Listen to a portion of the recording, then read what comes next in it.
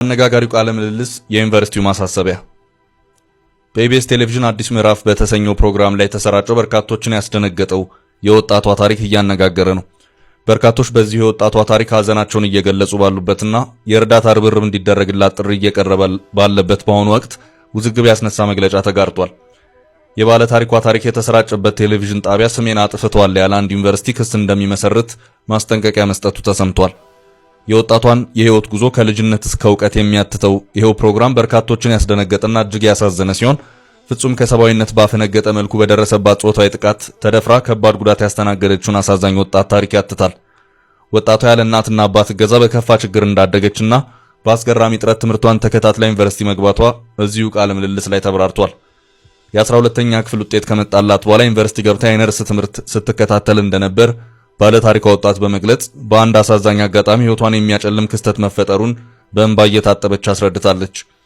ወጣቷና ሌሎች ተማሪዎችን አጋቾች ጥይት እየተኮሱ ከዩኒቨርሲቲው አግተው መሰወራቸውን የተገለጸው ከታገቱት ተማሪዎች ውስጥ አንዷ የሆነችው ወጣቷ አጋቾች ለውትድርና እንደሚፈልጓቸው በመግለጽ ከአንድ ዓመት በላይ በጫካ ውስጥ አግተው እንደያዟቸው በሐዘን ስሜት እንባዋን እያፈሰሰች አብራርታለች።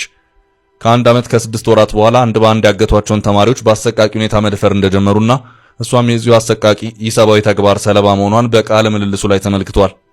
ወጣቷ አጋቾች እሷን የታገቱትን ሌሎች ተማሪዎች ተፈራርቀው ከሰባዊነት ባፈነገጠ መልኩ ጾታዊ ጥቃት ካደረሱባቸው በኋላ በስለት የተለያዩ የሰውነት ክፍላቸው ላይ ጉዳት እንዳደረሱ ነው የተገለጸው። በዚሁ ጥቃትም ወጣቷ የራስ ቅሏ ላይ ጉዳት እንደደረሰባት የተገለጸ ሲሆን እጅግ በሚረብሽ መልኩ አጋቾች ተፈራርቀው ጾታዊ ጥቃት በማድረስ የመራቢያ አካሏ ላይ በፌሮ በአሰቃቂ ሁኔታ በብረት መውጋታቸው ተመላክቷል። በወጣቷ እጅግ አሳዛኝ ታሪክ ስሜቷ የተረበሸው የፕሮግራም መሪዋ ከወንበሯ በመነሳት ወጣቷን በማቀፍ ሀዘኗን ተጋርታለች።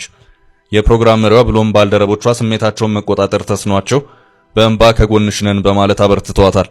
ወጣቷ ልብሷ ተገፎ በደም ርሳ እንደሷ ጥቃት የደረሰባትን ተማሪ ከጫካ ለመታደግ ጥረት ያደረገችበት ሌላው የቃለ ምልልሱ አሳዛኝ ክፍል በርካቶችን በእንባ ያራጭ ሆኗል። ይህ አሳዛኝ ጉዳይም በማህበራዊ ትስስር ገጾች በስፋት በመሰራጨት ላይ ሲሆን በርካቶች ሀዘናቸውን በመግለጽ ለወጣቷ ድጋፍ የሚሆን ጥሪ እያሰሙ ይገኛሉ። ወጣቷ በደረሰባት ጥቃት ልጅ መውለዷና ልጇን ብሎም ራሷን ማስተዳደር በማትችልበት አሳዛኝ ሁኔታ ላይ እንደምትገኝ እንዲሁ ተገልጿል። በሌላ በኩል በርካቶች በዚህ ወጣቷ ታሪክ ሀዘናቸውን እየገለጹ ባሉበትና የእርዳታ ርብርብ እንዲደረግላት ጥሪ እየቀረበ ባለበት በአሁኑ ወቅት ውዝግብ ያስነሳ መግለጫ ተጋርቷል። የባለ ታሪኳ ታሪክ የተሰራጨበት ቴሌቪዥን ጣቢያ ስሜን አጥፍቷል ያለ ዩኒቨርሲቲ ክስ እንደሚመሰርት ማስጠንቀቂያ ሰጥቷል።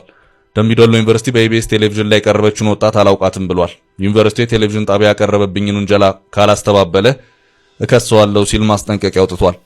ዩኒቨርሲቲው በትላንትናው ዕለት ማስታወቂያ በሚል ባሰራጨው የማስጠንቀቂያ መልእክት በቀን 14/7/2017 ዓ.ም በኢቢኤስ ፕሮግራም ላይ በተደረገ ቃለ ምልልስ ብርቱካን ተመስገን ከበደ የተባለች በ2013 የትምህርት ዘመን በደምቢዶሎ ዩኒቨርሲቲ የሁለተኛ ዓመት የፋርማሲ ተማሪ ነበርኩ በማለት የሰጠችው ሐሳብ ስህተት መሆኑና ዩኒቨርሲቲ የፋርማሲ ትምህርት ሲሰጥ በ2013 የሁለተኛ ዓመት ተማሪ እንዳልነበረው ይገልጻል በማለት አስተባብሏል።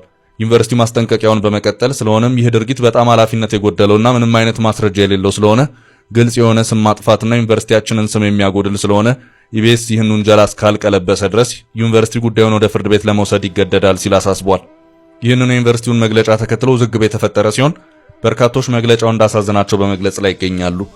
በቃለ ምልልሱ ላይ ወጣቷ ዩኒቨርሲቲ ተማሪ መሆኗን ካለ መግለጿ ባለፈ የዚህ ዩኒቨርሲቲ ተማሪ ነኝ ስትል ስም በመጥቀስ የገለጸችው ዩኒቨርሲቲ በሌለበት ደምቢዶሎ ዩኒቨርሲቲ ስም ጠፍቷል ማለቷ አሳዝኖናል ያሉ በርካቶች ማዘናቸውን በመግለጽ ላይ ይገኛሉ። በተቃራኒው ወጣቷ በዚህ ጉዳይ ተጨማሪ መረጃ እንድትሰጥ ሁለተኛ ቃለ ምልልስ ሊደረግላት ይገባል የሚል ሐሳብም ተጋርቷል።